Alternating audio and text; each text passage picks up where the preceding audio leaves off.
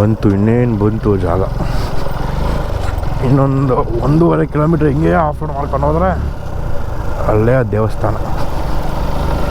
ಒಂದು ಪುಟ್ಟ ದೇವಸ್ಥಾನ ಇದೆ, ಅದ್ರ ಪಕ್ಕದಲ್ಲೇ ಫಾಲ್ಸ್ ಹರಿಯೋದನ್ನು ನೀವು ನೋಡ್ಬೋದು, ಕಾಣ್ಬೋದು.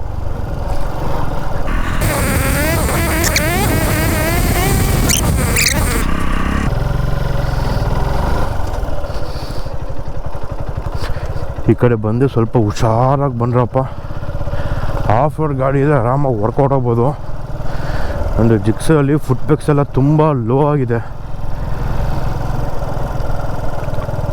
ಅಲ್ಲಿ ಟ್ರ್ಯಾಕ್ಟರು ಟಿಪ್ಪರ್ ಏನೋ ಹೋಗಿದೆಯಲ್ಲ, ಅಲ್ಲಿ ಗಾಡಿ ಬಿಟ್ಟರೆ ಫುಟ್ ರೆಸ್ಟ್ ಹೊಡಿತಾ ಇದೆ. ಹಬ್ಬ ಕೊನೆಗೂ ಬಂದೇ ಗುರು. ಇದೆ ಆ ದೇವಸ್ಥಾನ.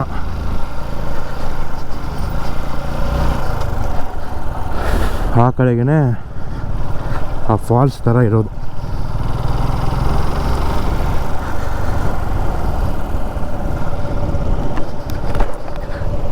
ರೋಡ್ ಐತ ಇಲ್ಲಿ.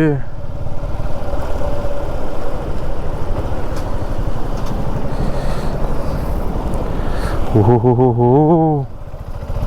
ಗುರು, ಚೆನ್ನಾಗಿರೋ ರೋಡ್ ಬಿಟ್ಬಿಟ್ಟು ಆ ಕಡೆಯಿಂದ ಬಂದ ನಾನು.